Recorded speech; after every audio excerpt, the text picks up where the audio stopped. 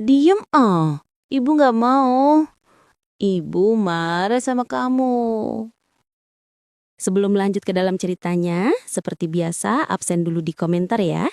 Dari daerah mana kamu berasal dan jam berapa kamu nonton video ini. Oke, kita langsung saja mulai ke cerita lengkapnya. Ibu Evi sekarang berusia 40 tahun. Statusnya janda. Sudah lama sekali suaminya pergi. Bukan meninggal, tapi kabur tanpa kabar. Ia ditinggalkan begitu saja. Dari situ, Evi belajar satu hal. Hidup harus tetap berjalan, dan ia harus berdiri di kaki sendiri. Ia tidak mau lagi bergantung pada siapapun. Evi kemudian membuka usaha rias pengantin. Pekerjaan itu cocok untuknya. Ia suka melihat orang bahagia di hari pernikahan, meski di sisi lain, hal itu sering menyentil hati kecilnya. Usahanya berkembang, dan hidup Evi terlihat mapan.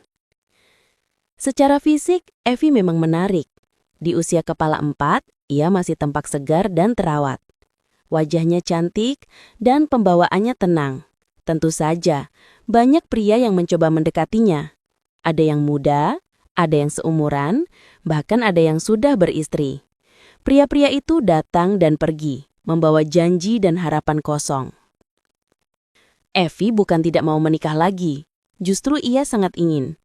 Namun pengalaman pahit ditinggalkan suaminya membuat Evi trauma. Ia jadi sangat berhati-hati. Setiap pria yang mendekat selalu ia timbang-timbang dengan rasio yang dingin. Mereka semua cuma lihat enaknya aja, pikir Evi suatu malam sambil menatap pantulan dirinya di cermin. Lihat aku sudah punya usaha, sudah mandiri. Mereka pikir aku bisa dijadikan tempat bersandar tanpa ikut berjuang. Evi bukannya sombong, ia hanya realistis. Ia mencari pasangan yang setara, yang bisa menjadi teman hidup, bukan sekedar beban atau pelengkap status. Ia tidak butuh drama romantis yang berlebihan. Ia butuh ketenangan dan kepastian. Suatu pagi, saat ia sedang membereskan laporan keuangan usahanya, adik perempuannya datang. Adiknya melihat Evi bekerja sendirian dan hanya bisa menggeleng. Mbak Evi ini seleranya ketinggian ya? Tanya adiknya sambil menyindir santai. Evi meletakkan pulpennya. Bukan ketinggian, Dek, tapi aku cuma mau yang benar. Capek kalau nanti harus cerai lagi atau ditinggal lagi. Aku sudah cukup sekali merasakan itu. Tapi Mbak, kalau terlalu milih-milih, nanti malah sendirian terus. Anakmu juga pasti pengen punya sosok ayah yang nemenin di rumah. Timpal adiknya. Mendengar itu, Evi diam sejenak. Itu adalah satu-satunya titik lemah Evi. Ia tahu, anaknya merindukan sosok ayah. Tapi Evi tidak mau mengambil risiko mempertemukan anaknya dengan pria yang salah, yang ujung-ujungnya malah melukai perasaan anaknya. Aku tahu, Dek, tapi biar bagaimanapun, aku yang akan jalanin. Aku nggak mau buru-buru. Aku harus yakin 100%. Percuma nikah kalau akhirnya cuma nambah masalah. Jawab Evi, nadanya terdengar tegas, namun menyimpan rasa lelah. Evi kemudian menceritakan pengalamannya dengan seorang pria yang baru saja ia tolak. Pria itu mapan, tapi terlalu posesif dan ingin mengatur semua urusan usaha Evi. Dia bilang, udah tamu di rumah aja, biar aku yang urus keuangan. Padahal dia nggak tahu, aku bangun usaha ini dari keringat sendiri. Jadi maksudnya, dia mau ambil alih semua.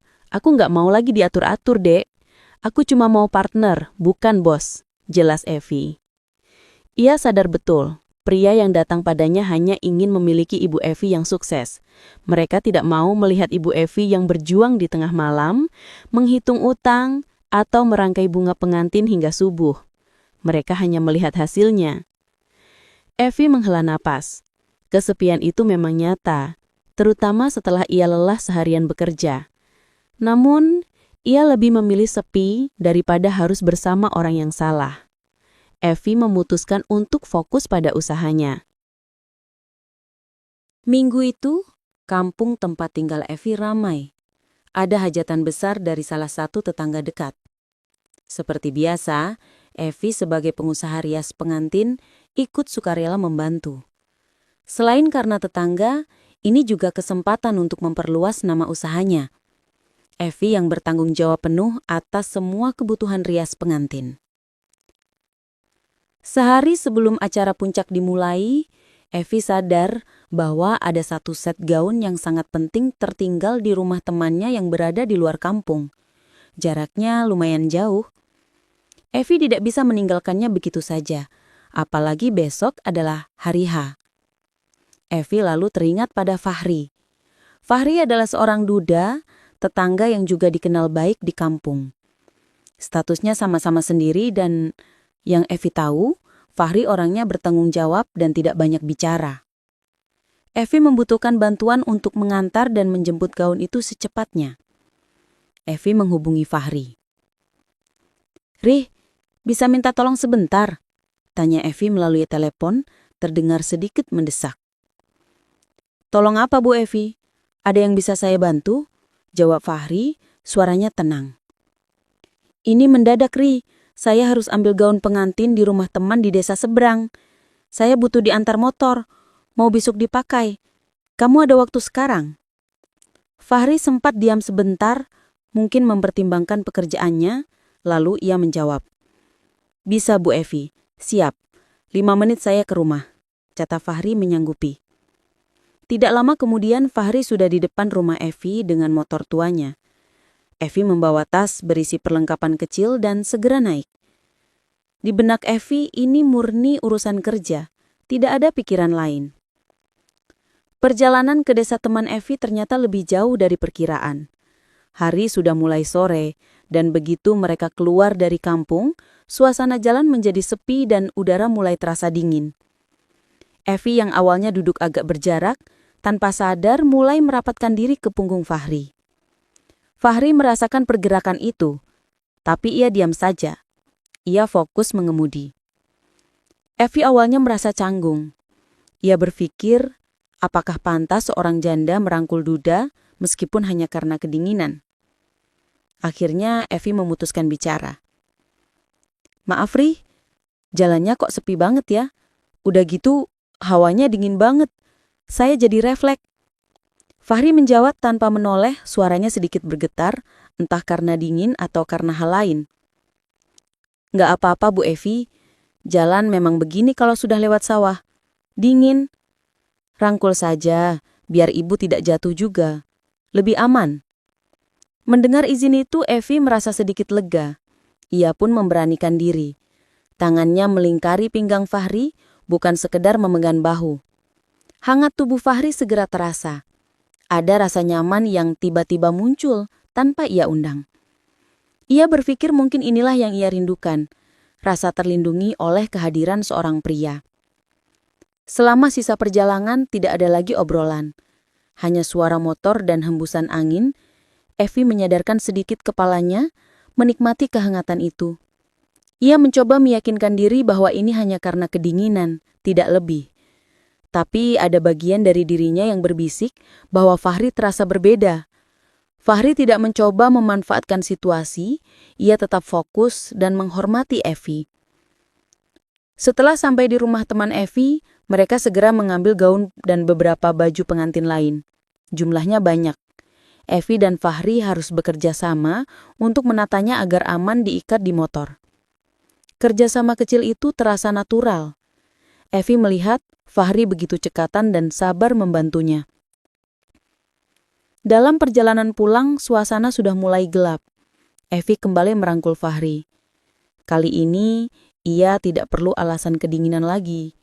Ia hanya ingin merangkulnya. Fahri mengantar ibu Evi sampai ke depan rumahnya. Gaun dan pakaian pengantin sudah diturunkan.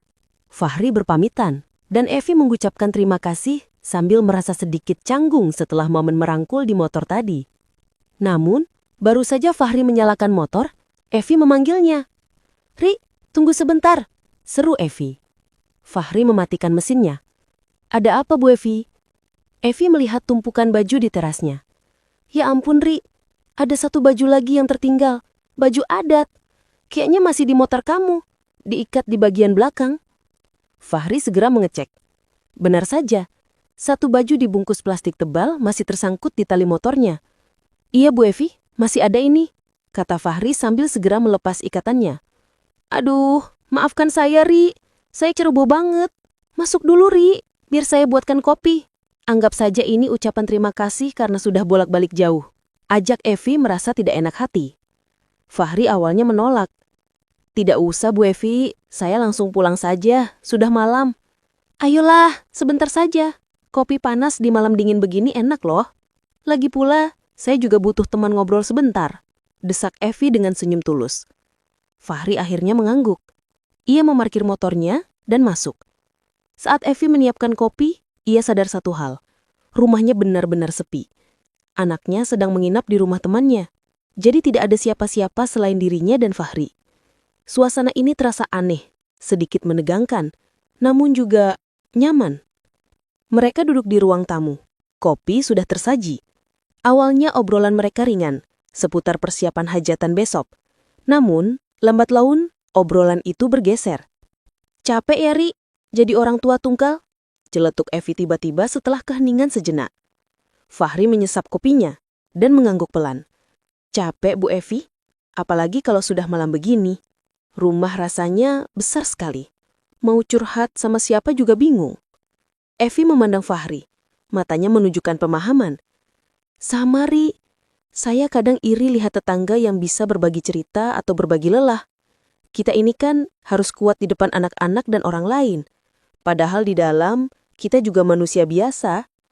Obrolan pun mulai memasuki ranah pribadi. Mereka saling curhat tentang kesepian. Evi bercerita bagaimana ia selalu menolak pria yang hanya ingin memanfaatkan usahanya.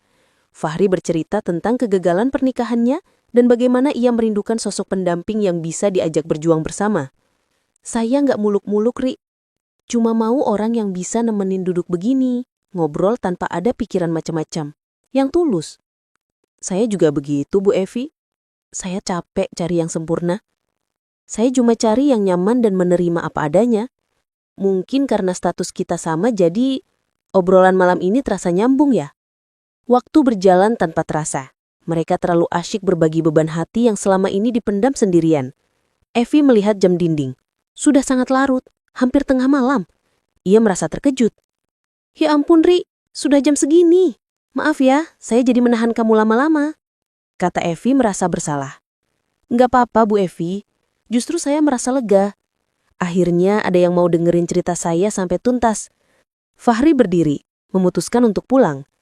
Saat Fahri di ambang pintu, Evi tiba-tiba teringat satu hal lagi. Ri, besok subuh-subuh kamu harus jemput saya ya. Kita langsung ke rumah hajatan. Soalnya saya harus mulai merias sangat pagi. Jangan sampai telat. Pinta Evi, nadanya memerintah tapi terdengar manja. Fahri menatap Evi sejenak. Wajahnya menunjukkan kehangatan. Siap, Bu Evi. Besok subuh saya jemput. Istirahatlah. Jangan sampai telat tidur. Jawab Fahri, lalu segera berlalu dengan motornya meninggalkan Evi yang berdiri di depan pintu dengan hati yang terasa jauh lebih ringan, namun juga jauh lebih penasaran pada Fahri. Sesuai janji, subuh hari Fahri sudah berada di depan rumah Evi. Udara masih gelap dan dingin, tapi Fahri tampak segar. Evi segera keluar. Tanpa banyak bicara, mereka langsung naik motor menuju rumah tetangga yang sedang hajatan. Kehangatan singkat dari pertemuan tengah malam kemarin kini digantikan oleh fokus pada pekerjaan. Di lokasi hajatan, Evi langsung sibuk. Ia harus merias pengantin, mengatur busana, dan memastikan semuanya berjalan lancar. Fahri tidak langsung pergi. Ia memilih membantu hal-hal kecil di belakang panggung, memastikan Evi tidak kekurangan tenaga. Evi sesekali melirik Fahri yang bekerja dengan serius dan cekatan. Fahri bukan hanya duda yang curhat, tapi juga pria yang bisa diandalkan. Seharian penuh, acara hajatan itu menyita waktu dan tenaga mereka. Evi dan Fahri hampir tidak sempat berbicara personal. Mereka berinteraksi hanya sebatas urusan kerja. Evi ingin menjaga profesionalisme di depan banyak orang, apalagi di lingkungan kampung yang mata tetangga selalu awas.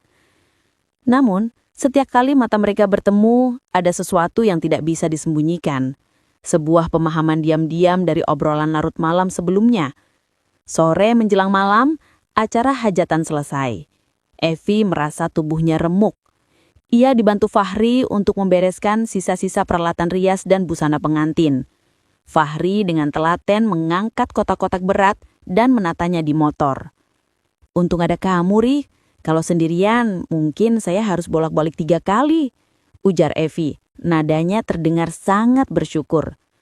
Sama-sama Bu Evi, saya senang bisa bantu, jawab Fahri. Pandangannya lurus saat mengikat barang. Setelah semua beres, Fahri mengantar Evi pulang. Di perjalanan pulang ini, suasana kembali seperti saat mereka mengambil gaun. Evi tidak merangkul erat, tapi ia memilih duduk sangat rapat. Sampai di rumah, Evi segera meminta Fahri masuk. Jangan langsung pulang, Ri. Masuk dulu. Kamu pasti capek. Saya buatkan minuman dingin yang segar, pinta Evi. Fahri menurut. Ia juga merasa lelah dan butuh istirahat sejenak. Setelah semua barang diturunkan, Fahri duduk di sofa ruang tamu. Evi masuk ke dapur. Evi kembali membawa 2 gelas minuman dingin. Sama seperti malam sebelumnya. Rumah itu sepi, anaknya belum pulang dari menginap di rumah temannya. Suasana ini kembali memunculkan ketegangan yang menyenangkan antara mereka berdua. Evi duduk di samping Fahri. Tidak terlalu jauh, tidak terlalu dekat. Mereka mulai mengobrol ringan lagi. Namun kali ini, obrolan itu terasa berbeda. Mereka sudah tidak lagi membahas pekerjaan atau curhat masa lalu. Mereka membahas hal-hal kecil di masa depan, seolah-olah sudah ada rencana bersama yang diam-diam mereka susun. Tiba-tiba, Evi bersikap manja. Ia menyandarkan kepalanya sejenak di sandaran sofa, kemudian dengan suara pelan dan sedikit merajuk, ia berkata, "Ri, pinggang saya sakit banget. Seharian berdiri terus." Fahri menoleh, raut wajahnya terlihat khawatir. Fahri mengelurkan tangannya dan tanpa ragu, ia memijat ringan bahu Evi. "Jangan dipaksa, Bu Evi. Tadi pagi saya lihat ibu sudah pucat," kata Fahri sambil terus memijat. Evi merasakan pijatan Fahri. Evi memejamkan mata, menikmati pijatan Fahri. Hati Evi berkata, "Aku suka perhatian ini. Aku butuh orang seperti ini." Meskipun Evi dan Fahri sudah menunjukkan ketertarikan satu sama lain, Evi dengan sikap manjanya dan Fahri dengan perhatiannya. Mereka belum berani mengungkapkan perasaan secara verbal. Tidak ada kata cinta atau sayang yang terucap. Mereka hanya membiarkan tindakan dan mata mereka berbicara. Keduanya tahu ada garis yang sudah mereka lewati. Tapi keduanya juga sama-sama takut untuk mengambil langkah selanjutnya. Takut pada label cinta jika mereka tidak hati-hati, bahkan meskipun mereka berdua berstatus lagang. Mereka berdua merasa ada beban yang harus dipikirkan. Mereka adalah janda dan duda, dan tinggal di lingkungan kampung yang penuh mata dan mulut. Evi adalah seorang wanita yang sangat menjaga nama baik. Ia tidak ingin usaha rias pengantinnya hancur hanya karena omongan miring tetangga. Meskipun mereka berdua berstatus lajang, terlalu sering bertemu di rumah, apalagi sampai larut malam, pasti akan menimbulkan fitnah. Dan fitnah, bagi seorang pengusaha di kampung, lebih berbahaya daripada kerugian finansial. "Ri, kita nggak bisa begini terus," kata Evi suatu sore saat Fahri mampir sebentar mengembalikan peralatan rias yang tertinggal. Wajah Evi terlihat khawatir. Fahri mengangguk setuju. "Saya tahu Bu Evi, tadi pagi saat saya lewat, Bu Darmi di depan rumah sudah lihat ke saya dengan tatapan aneh. Mereka pasti sudah mulai curiga." Evi memijat pelipisnya. "Nah, itu dia. Saya paling benci sama fitnah. Kita nggak ngapa-ngapain, tapi di mata mereka, status janda dan duda itu sudah seperti lampu hijau untuk berpikir yang bukan-bukan." Mereka berdua lalu memikirkan cara agar bisa bertemu dan dekat tanpa dicurigai tetangga. Jawabannya hanya satu, keluar dari lingkungan kampung. "Begini saja, Ri, malam ini kita keluar. Kita jalan-jalan agak jauh. Kita makan di luar. Anggap saja kita refreshing. Biarpun tetangga lihat, mereka tidak akan bisa bilang kita bermalam berdua di rumah," usul Evi meskipun ide itu terasa seperti bermain api. Fahri awalnya ragu. Ia tahu, meskipun tujuannya baik, menghindari fitnah di rumah, pergi berdua pada malam hari juga bisa menimbulkan spekulasi lain. Tapi rasa rindunya pada kehadiran Evi lebih kuat. Baik Bu Evi, saya setuju. Jam 7 malam saya jemput. Kita cari tempat makan yang agak jauh dari sini.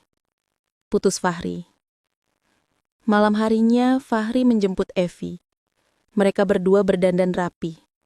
Seperti sepasang kekasih yang baru merintis hubungan. Mereka sengaja memilih restoran di kota sebelah yang suasananya lebih ramai dan tidak mungkin ada tetangga yang mengenali. Di restoran itu, mereka akhirnya bisa berbicara lega tanpa perlu khawatir ada yang menguping.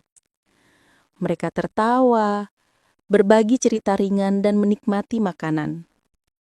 Malam itu terasa manis dan bebas, jauh dari beban status dan mata pengintai. Evi merasa benar-benar menjadi wanita, bukan hanya janda dan ibu yang lelah bekerja. Waktu berjalan cepat. Setelah selesai makan malam, mereka memutuskan untuk pulang. Saat Fahri mengantar Evi kembali, jarum jam sudah menunjukkan pukul 11 malam. Ini sudah sangat larut bagi lingkungan kampung mereka. Sampai di depan rumah Evi, mereka berdua bergerak sangat hati-hati. Mereka memastikan tidak ada lampu tetangga yang menyala, tidak ada yang berdiri di jendela, dan tidak ada motor terparkir. Mereka berdua masuk ke dalam pagar Evi dengan langkah pelan. Saat sudah di teras, Evi tiba-tiba berbisik, wajahnya pucat. "Ri, kamu jangan pulang sekarang." Fahri terkejut. "Kenapa Bu Evi? Ini sudah larut. Kalau saya menginap, ini bahaya sekali." "Aku tahu, tapi tadi sebelum kita masuk, saya lihat Bu Darmi di ujung jalan. Saya yakin dia lihat kita baru pulang bareng. Kalau kamu keluar sekarang, motor kamu pasti bunyi, dan dia akan semakin yakin kita jalan berdua malam-malam." Evi menarik nafas dalam dan berpikir cepat. "Pokoknya kamu menginap saja. Jangan sampai Bu Darmi tahu kamu pulang larut malam ini. Kalau kamu menginap, paling dia hanya berpikir kita pulang larut dan dia hanya lihat aku. Besok subuh, sebelum subuh, kamu langsung pulang, sebelum orang-orang bangun." Fahri menatap Evi. Keputusan ini sangat beresiko, tapi logika Evi benar. Pulang sekarang justru akan memastikan tetangga tahu mereka baru pulang berdua dan bersama-sama. Sementara anak Evi masih menginap di rumah temannya. Rumah itu benar-benar kosong. "Baiklah Bu Evi, saya menginap," kata Fahri suaranya pelan dan mantap. Mereka berdua masuk ke dalam rumah. Mereka berpikir dengan menginap dan pulang sangat pagi, mereka bisa menipu mata tetangga. Namun ironisnya, keputusan untuk menginap demi menghindari fitnah ini justru menjadi bibit fitnah yang jauh lebih besar dan tak terhindarkan. Rencana Ibu Evi dan Fahri untuk menipu mata tetangga ternyata gagal total. Meskipun Fahri sudah keluar rumah Evi saat hari masih sangat gelap, sebelum azan subuh, mata tajam tetangga rupanya lebih cepat dan lebih teliti dari yang mereka duga. Pagi itu, saat Evi membuka pintu, ia merasakan ada yang aneh. Beberapa tetangga yang biasanya menyapa, kali ini hanya menatap Evi dengan sinis dan dingin. Tidak ada senyum, hanya gumaman pelan yang langsung berhenti saat Evi lewat. Siang harinya, kabar itu sudah menyebar seperti api. Gosipnya bukan lagi soal Evi dan Fahri pulang larut malam, tetapi soal Fahri yang menginap di rumah Evi saat anak Evi tidak ada. Di mata tetangga, status janda dan duda sudah tidak penting lagi. Yang penting adalah kejadiannya, mereka berduaan di rumah kosong semalaman. Evi merasa sangat malu.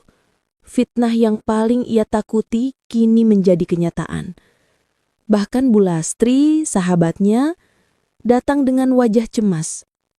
"Vi, kamu harus berhati-hati. Gosipnya sudah kemana-mana. Mereka bilang kamu dan Fahri sudah berbuat yang tidak-tidak. Ini bisa merusak reputasi usahamu," bisik Bu Lastri dengan nada prihatin. Evi menarik napas dalam-dalam. "Aku tahu, Tri. Padahal kami tidak melakukan apa-apa. Kami cuma mencoba menghindari kecurigaan pulang larut, tapi malah jadi begini," keluh Evi.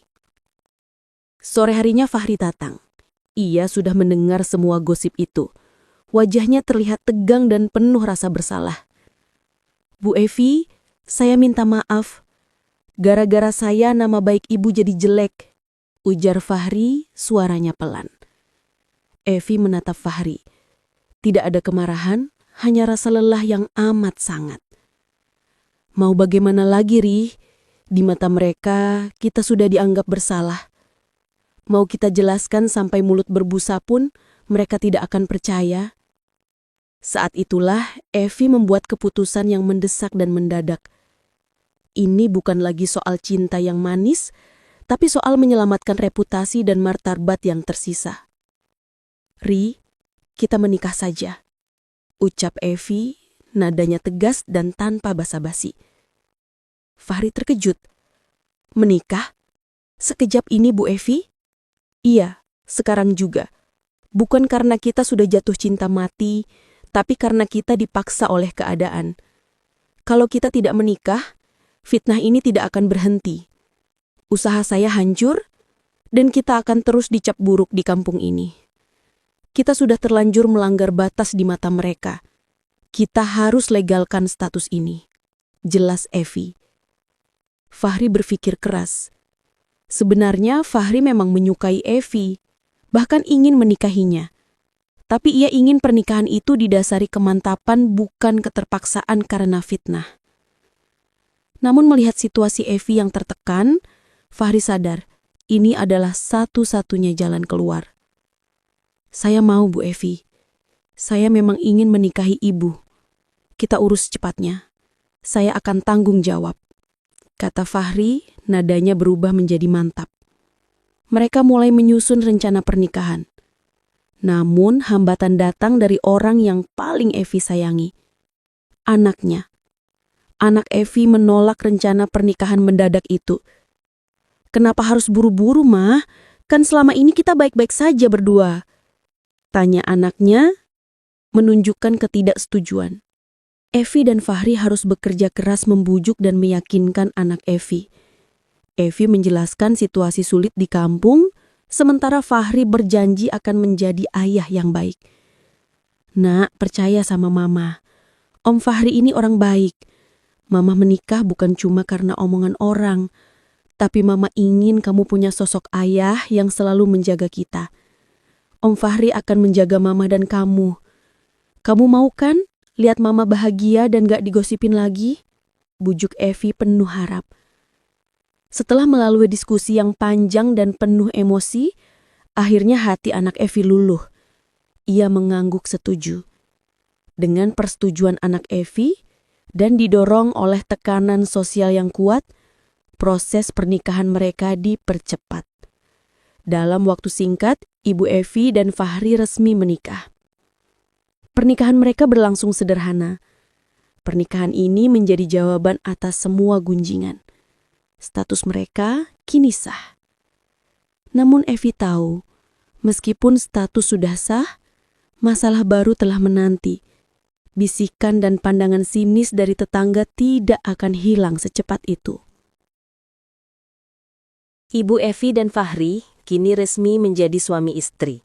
Pernikahan itu seharusnya menjadi penutup dari semua gunjingan dan fitnah yang selama ini mereka terima.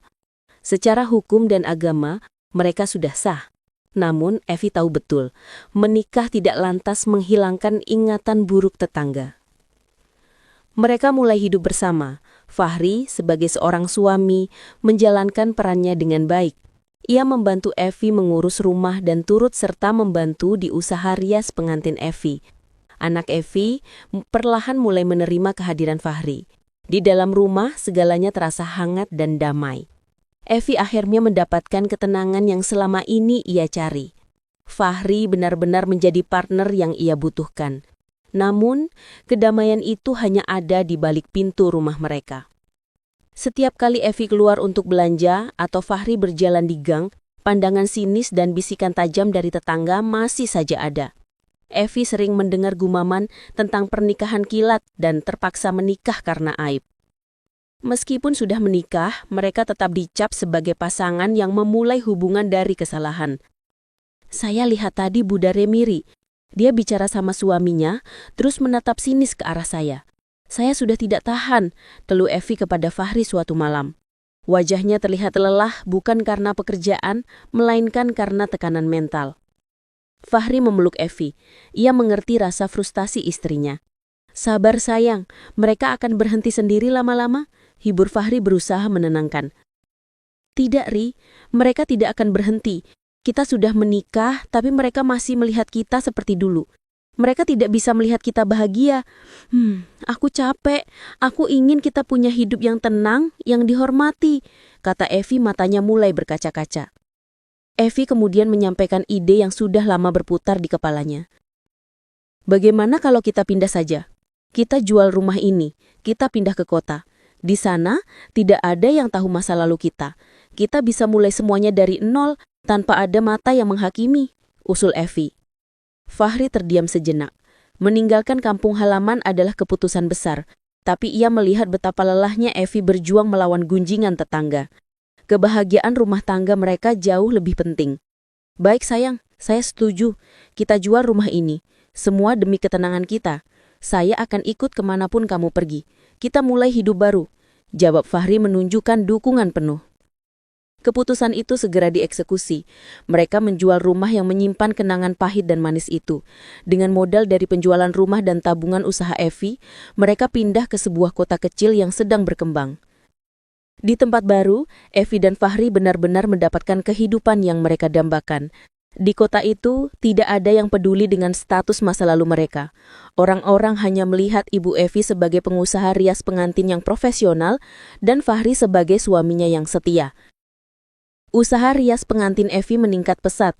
Di kota, permintaan jasa rias jauh lebih tinggi.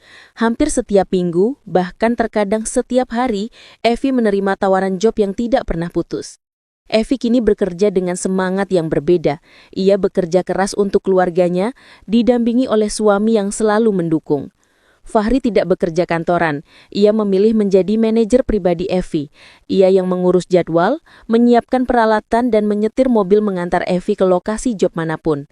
Fahri selalu berada di sisi Evi, menjadi bayangan setia yang selalu melindungi dan memastikan Evi nyaman. Evi sering tersenyum saat melihat Fahri menunggu dengan sabar. Ia berpikir, dulu ia mencari pria yang mapan, tapi ia menemukan pria yang mau berjuang bersama dan memberinya ketenangan sejati. Pada akhirnya, fitnah dari kampunglah yang secara tidak langsung mendorong mereka untuk menemukan kebahagiaan yang sesungguhnya. Mereka tidak lagi terikat pada omongan orang, melainkan pada komitmen bersama. Evi dan Fahri hidup bahagia. Mereka berhasil membuktikan bahwa cinta yang dimulai dari keterpaksaan dan fitnah bisa tumbuh menjadi ikatan sejati yang kuat dan membawa kesuksesan.